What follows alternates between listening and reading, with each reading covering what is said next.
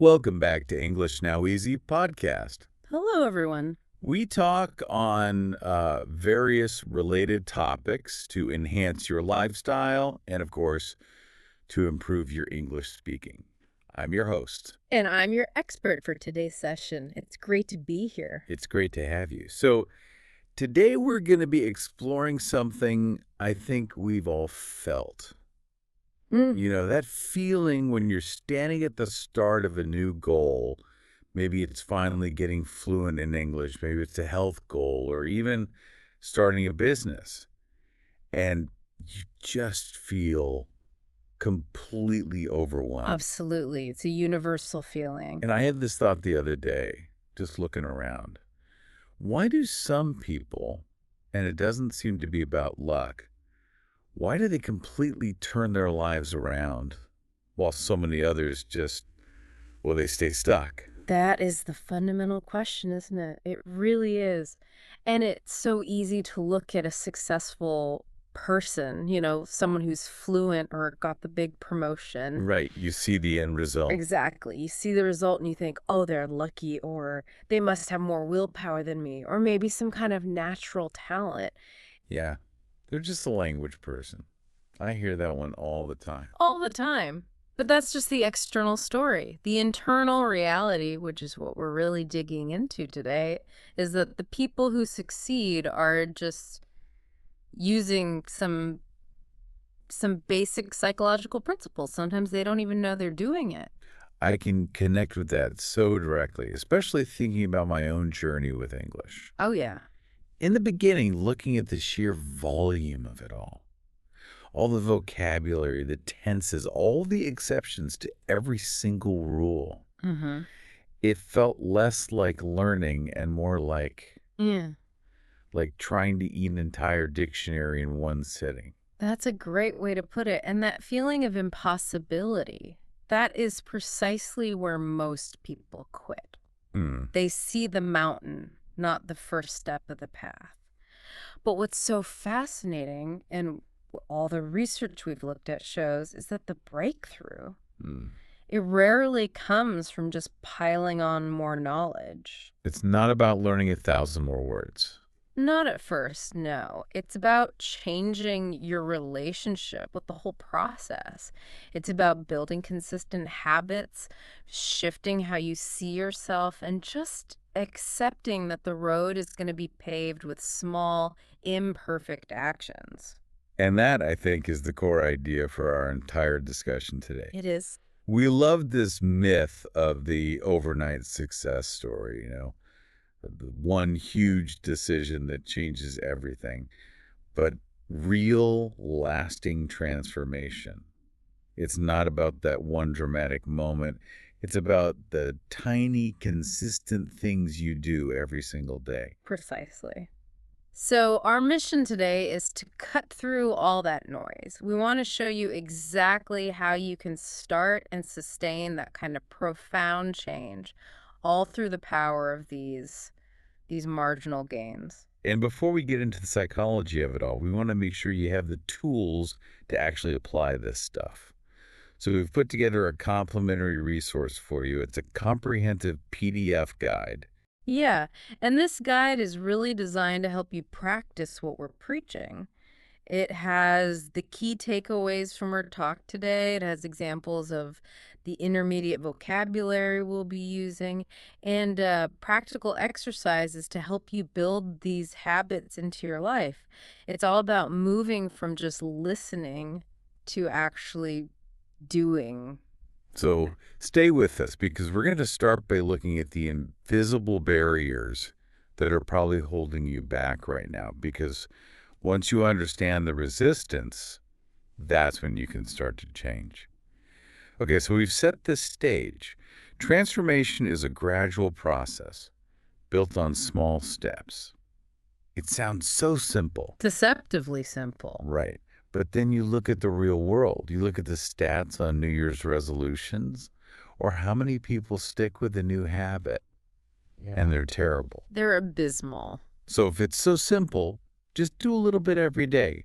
Why does almost everyone fail to make it stick? That's the great paradox, isn't it? I mean, on the surface, change sounds exciting. A fresh start, freedom, improvement. Who doesn't want that? But our brains, they are fundamentally wired for efficiency and for avoiding risk. And change, by its very nature, takes energy and introduces risk. So our brain fights back. It throws up these psychological roadblocks to keep us safe. Safe, but often miserably in place. There are about 4 big ones we really need to identify. All right, let's start with what you think is the biggest one, the most common one. It has to be the fear of failure. Our research shows this isn't even so much about the actual act of failing, it's about the fear of the judgment that you think comes with it. Ah, okay. So if I try to speak English in front of someone and I mess up a word, Your brain registers that potential embarrassment, that criticism, as a genuine threat. It's a social threat. it's such a sneaky protective mechanism then, because Yeah. the question in your head is always, what if I try and I fail? And you see that failure as some kind of final verdict on who you are. A verdict on your competence, exactly. But what that fear really does is it pushes you into a state of inaction. And the cost of doing nothing is almost always, always greater than the cost of making a mistake. Say more about that, the cost of inaction. Well, think about it. If you try and you fail, what do you get? You get data, you get experience. You learn what doesn't work so you can adjust your approach. Okay, so failure is feedback. It's essential feedback. But if you don't try at all, what do you get? Nothing. You gain nothing, and you actually reinforce that inner story that says, I'm not brave enough to go after my goals. Successful people don't avoid failure. They get over it faster. They see it as data, not as a reflection of them. That reframing is so important. Failure isn't your identity, it's just data. Okay, so that's the first barrier. What's the second? The second one I see all the time is almost the opposite of the first. It's a lack of direction. Hmm. People know they want something better, but they're just lost in the options. Exactly. Which English textbook should I use? Which app is the best? What's the fastest path to fluency? The sheer number of choices leads them into this state of, well, what behavioral scientists call analysis paralysis. Right. So you spend all your time researching the perfect plan instead of actually doing anything. You're confusing preparation with progress. And this quest for the perfect, comprehensive blueprint, it becomes the very reason you never take the first step. It sounds like you're building a wall around your goal made of research. That's a perfect analogy. You're building a psychological fortress. There's this interesting idea called optimal stopping theory, which basically says there's a point where looking for more information actually makes your final outcome worse. Because you just waste too much time. You waste time, you miss opportunities. The key is to find just enough information to get started, and then you start immediately. And while you're trapped in that fortress of preparation, I imagine the third barrier starts to creep in. It does. This is where the fear becomes internalized. It's negative self-talk. Oh, this one is brutal. It's incredibly damaging because our brains love shortcuts. And instead of thinking, oh, I made a grammatical error, the thought becomes a statement of identity. I'll never be good at this. Or I'm just not a language person. Those statements are what psychologists call cognitive distortions. They're not true, but they feel true. Can you give us a couple of examples of those distortions, especially for someone learning English? Sure. A really common one is catastrophizing. You mispronounce one word in a conversation, and in your head, the entire interaction's a disaster, and you think, I've ruined everything. Right. Instead of, oops, One mistake. Another is all or nothing thinking. If I can't study perfectly for 2 hours today, then there's no point in studying at all. I've done that one so many times. We all have. These thoughts are just self-sabotage.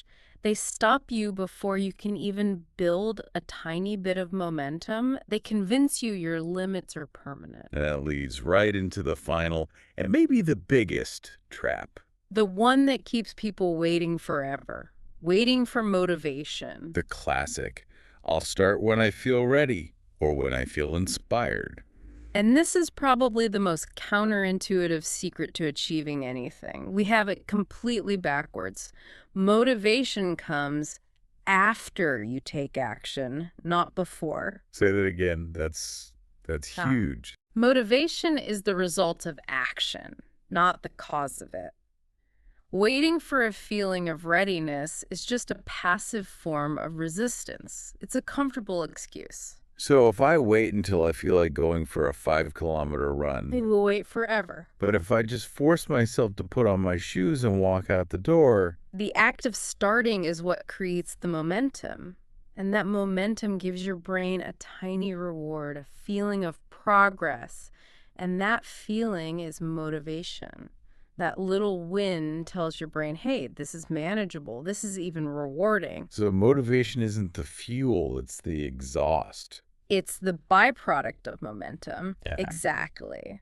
So once you see these barriers for what they are, fear, paralysis, negative talk, and waiting for a feeling that will never come, then you're finally ready to just walk around them. Okay, so we've torn down the invisible walls. We see what's holding us back. Now let's talk about the tool we use to actually move forward. Small daily improvements. Right. We're not looking for a quantum leap here. We're looking for a quiet, sustained accumulation of effort. This is the key distinction, isn't it? Real change is gradual. It's slow.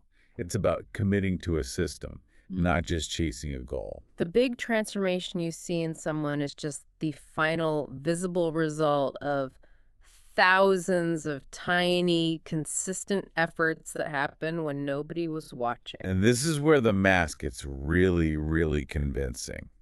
Let's talk about the 1% rule. It sounds so small, almost insignificant, but the cumulative effect is what makes it so incredibly powerful. So the idea is if you get just 1% better at something every single day, If you can do that for a year, you will end up 37 times better than when you started. 37 times. That's Yeah. that's exponential growth. It is. We use the word compounding here. It's a word we borrow from finance, but it's perfect for habits. Just like interest earns more interest in a bank account, a small improvement today makes tomorrow's effort just a tiny bit easier, a tiny bit more effective. And then that improved effort compounds the next day and the Oh. next. And so we're. But there's a big psychological hurdle here, right? Which is probably why a lot of people give up on this. In the beginning, you don't see anything. For the first few weeks or even months, that 1% improvement is completely invisible. You're putting in the work, but your English level feels exactly the same. Your confidence hasn't moved an inch. You've hit on the most critical phase. It's often called the plateau of latent potential. The plateau of latent potential. Okay. Most people expect growth to be linear. They think, I put in 10 hours of effort, I should see 10 units of results. But compounding doesn't work like that. For the first, say, 90 days, your results might look completely flat. And that's so frustrating. That's when that negative self-talk comes roaring back saying, see, this isn't working. Absolutely. And that's the moment of truth. The people who succeed are the ones who just keep going. They push through that plateau. They stay consistent even when it feels like a total waste of time. They have to trust the process. They trust the system. They understand that the breakthrough, that moment where you suddenly feel more fluent or more confident, that only happens after the effort has had enough time to compound. The delay between effort and reward isn't a sign of failure. It's just how exponential growth works. And this consistency, it's not just about reaching a goal, is it? It actually starts to change who you are. It fundamentally reshapes your identity. When you commit to a small, consistent action, you're not just practicing a skill, you're casting a vote for the person you want to become. Casting a vote. I like that. Every time you choose to read one page in English, you're casting a vote that says, I am a reader, I am a learner. And if you skip it, you're casting a vote for, I'm a procrastinator. Exactly. And over time, the identity with the most votes wins. Eventually, the new identity, the English learner, the runner, whatever it is, it becomes your default. Yeah. And it starts to pull your behaviors in line with it. The morning practice stops feeling like a chore. And starts feeling like just what you do. It's an obligation to your new self. Okay, let's make this super practical. What are some of the tiniest, most microscopic examples you can give someone listening right now? Okay. If you want to improve your speaking fluency, don't aim for a 30-minute conversation. Just commit to recording a 60-second voice memo on your phone in English. Just 1 minute. Just 1 minute. Describe your lunch. Talk about your plans for the evening. It's almost impossible to fail at just 60 seconds. And for reading, instead of a whole book. Just commit to translating 3 lines of your favorite song every day. That's it. 5 minutes, tops. And what about that negative self-talk? For that, you use what's called a negative thought replacement.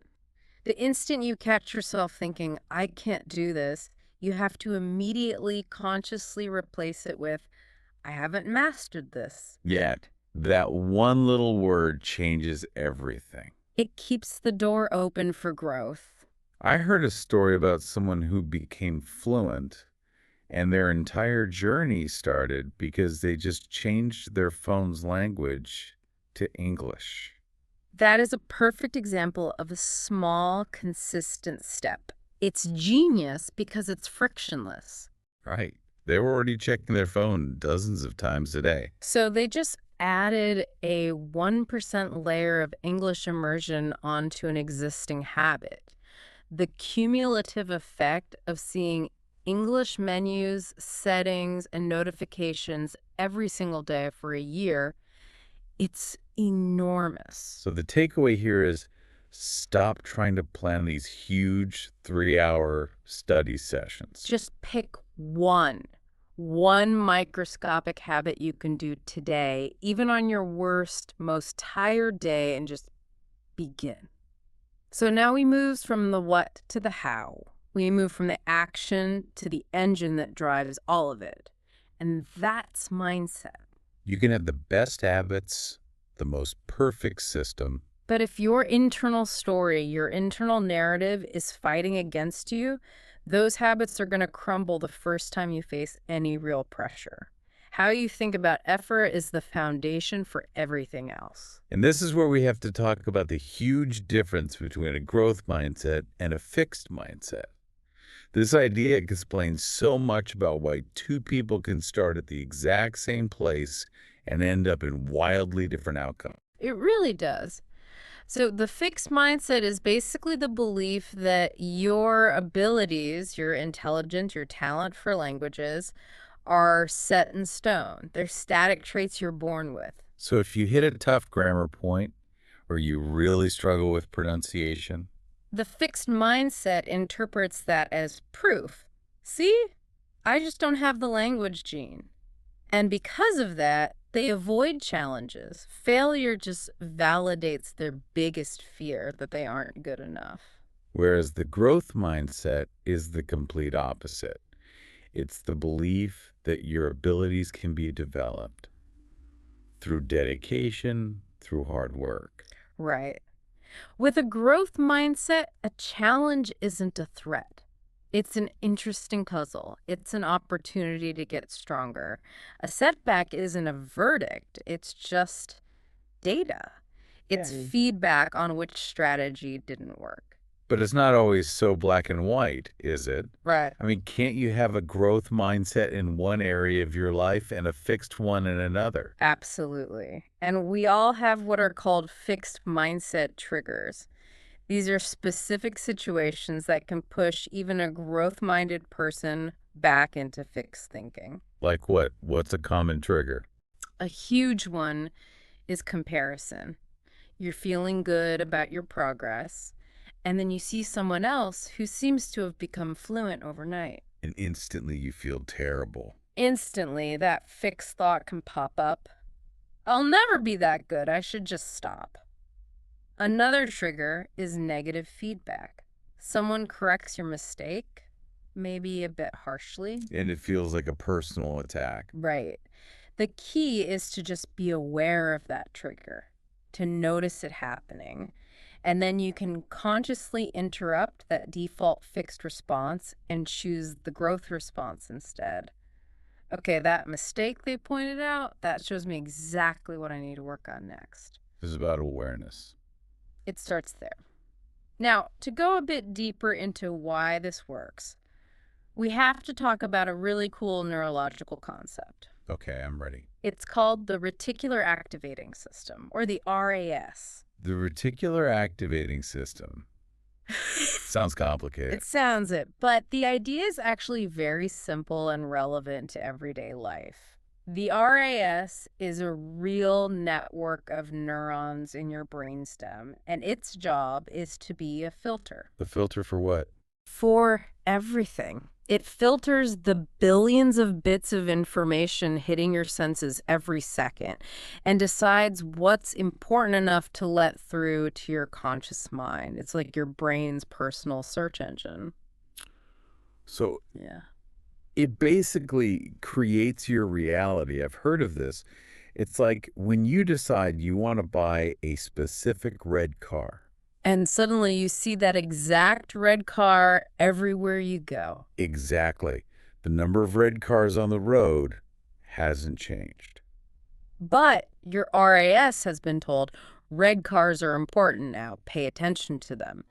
And the implications for personal change are profound. Because your RAS is trained by your thoughts. By your consistent thoughts, your expectations, your self-talk, if you constantly tell yourself, I'm terrible at English, your RAS will actively scan your environment for evidence to prove you right. So it will highlight every mistake you make, every confused look you get. And it will filter out the small wins. But if you train your mind to believe, I am improving every single day, your RAS starts to filter for evidence of progress. It will notice the compliment you got, the phrase you finally used correctly, the opportunity to practice that you might have missed before. It primes your brain to see success. It literally does. Yeah. So the practical question is, how do we retrain that filter? The first tool is affirmations. Now, some people hear affirmations and think it's just wishful thinking. But it's not. It's conscious, repetitive messaging. It's designed to overwrite the old default negative thoughts in your brain. You're not just hoping, you're actively injecting new code. Phrases like, my effort and my strategy determine my ability. Or, I build my confidence through daily practice. The second tool is visualization. This is often called mental rehearsal. It's about seeing yourself succeeding, but in very specific detail. So not just imagining being fluent. No. You imagine the feeling of confidence as you navigate a tricky conversation.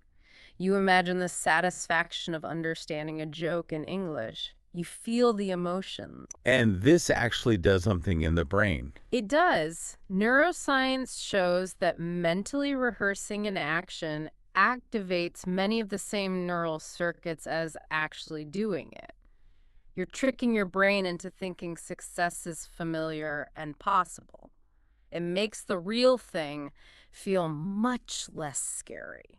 Okay, so affirmations, visualization. Hmm. What's the third tool? The third is maybe the most foundational of all. It's a daily gratitude practice. By taking just a minute or two each day to focus on what's going well, the progress you've made, the resources you have, you are training your RAS to see the world through a positive lens. So a brain that's looking for things to be grateful for is a brain that's also looking for opportunities. Exactly. It's looking for opportunity instead of obstacles. Mindset isn't magic. It's just the systematic scientific process of training your brain to work for you, not against you. Okay, so we have the right mindset, we have the strategy of small, consistent steps. And yet, there's still one final, really sticky hurdle that stops so many people just before they even begin. The paralysis of perfection. That need to feel completely 100% ready before you take the first step. Yes. The desire to have all the knowledge, the perfect plan, zero fear. And the truth is, The blunt truth every single person needs to hear is you will never feel fully ready. never. Never. Readiness is just a story your brain tells you because it's afraid of imperfection. If you wait for that perfect moment, you will wait forever.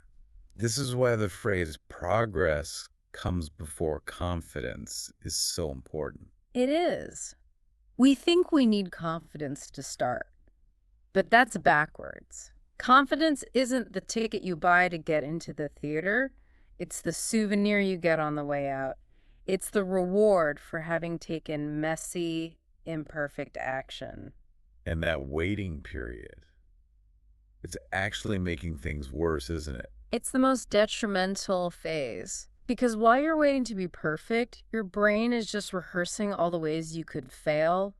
The anticipation becomes so much bigger and scarier than the actual action ever could be.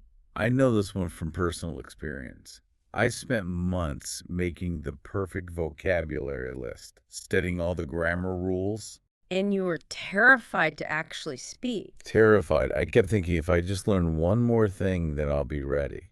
But it was a bottomless pit. There was always one more thing to learn. So, what happened when you finally took the leap? When you embraced the imperfect action? Oh, it was messy. My first real conversations were just a disaster of stumbles and wrong words and awkward silences. I was so embarrassed. But the world didn't end. And that first clumsy experience, it gave me real information. It showed me exactly where my weaknesses were. And more than anything, it broke the silence. Making mistakes was suddenly just part of the process, not a catastrophe. And the little bit of confidence I got from just surviving it, that was addictive. That is the absolute essence of why done is better than perfect. The perfectionist is trapped because they're aiming for an impossible ideal, so they produce nothing. Zero output. And zero output means zero feedback. Zero feedback, zero momentum, zero compounding. But imperfect action, it produces output. It generates feedback, which is the most valuable thing you can get when you're learning. It tells you where you really are, not where you wish you were. So how do we help people just start? How do we lower that barrier so much that even a perfectionist can't say no? We use a tool called the minimum viable effort, or the 2-minute rule. The 2-minute rule. Okay, I like the sound of that. It's incredibly simple. You take your big, scary goal and you shrink it down until it takes 2 minutes or less to do. So if my goal is read a novel in English. The 2-minute version is read one sentence. If the goal is exercise for an hour. The MVE is do one push-up or put on your running shoes. The point of the first 2 minutes is not to achieve the goal, it's just to show up. The real win is just starting. The win is proving to yourself that you are the kind of person who starts. And what happens psychologically is that once you've overcome the inertia, once you're already doing the thing, Yeah. it's so much easier to keep going for another 5 or 10 minutes. The hard part is over. Okay, so let's issue a challenge to everyone listening right now. Let's do it. Think of that one thing you've been putting off, that difficult email you need to write in English, that first conversation you're scared to have. Now, apply the 2-minute rule. What is the absolute smallest version of that task? And then do it today, not tomorrow, not next week. Send the email with just one sentence written. Speak one sentence out loud to your reflection. Just do the 2-minute version because that tiny, imperfect action creates momentum. And momentum is what transforms the fear of failure into the joy of progress. So we've covered a lot of ground on the internal side of things, mindset, habits, starting imperfectly. But of course, we don't live in a bubble. No, we don't.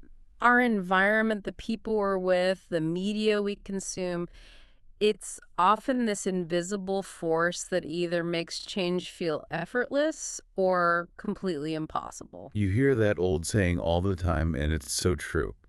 You are the average of the 5 people you spend the most time with.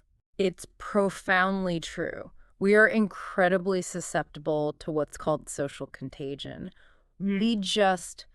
We absorb the attitudes, the habits, the expectations of those closest to us, often without even realizing it. So if your closest friends are always complaining, not really pursuing anything new, Your brain subconsciously accepts that as the norm. It becomes the baseline.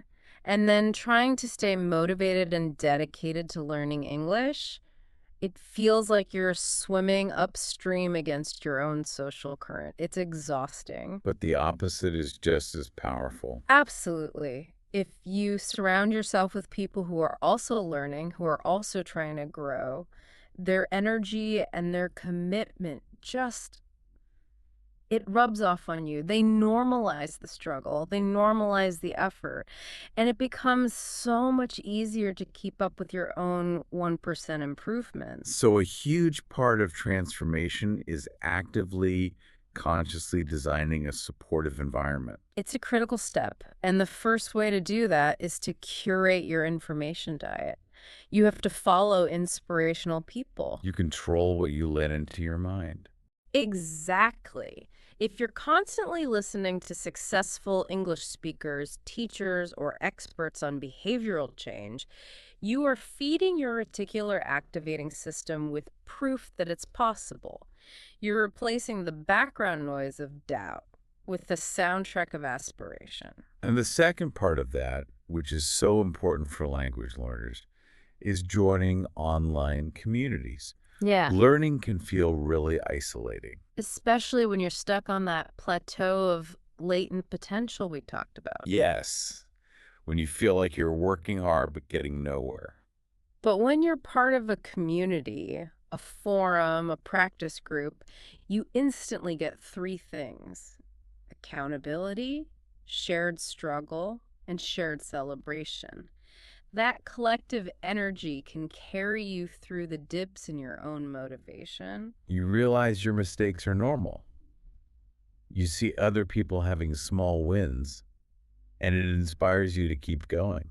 For sure. And just as important as adding the positive is subtracting the negative. You have to reduce your exposure to negativity. This can be a tough one for people. It can.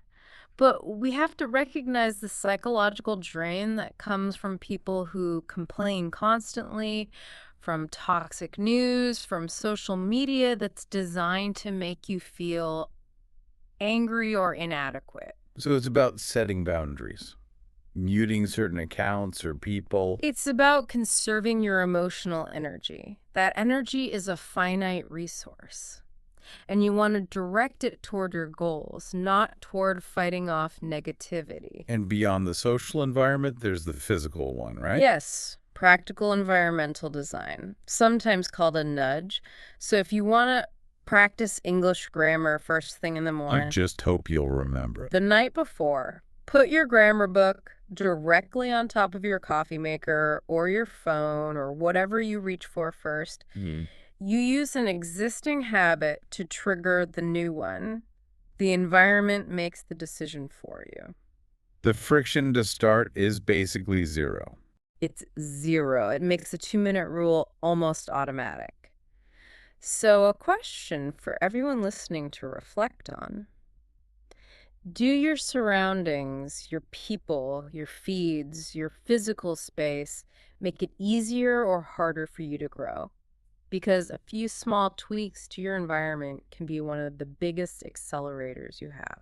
This has been such an incredible exploration. We've really moved beyond just try harder Yeah. and into the actual mechanics of how transformation happens. We have. We've talked about the fixed mindset, the RAS filter, and really hammered home that it's the compounding effect of that 1% daily improvement that creates massive change. Yeah. And the terms we use today, like compounding or minimum viable effort, Or reticular activating system and fixed mindset triggers. these are great intermediate level vocabulary words, and they are so useful for talking about your own journey with more precision. And these are the exact terms that we've broken down for you in that complimentary PDF guide we mentioned.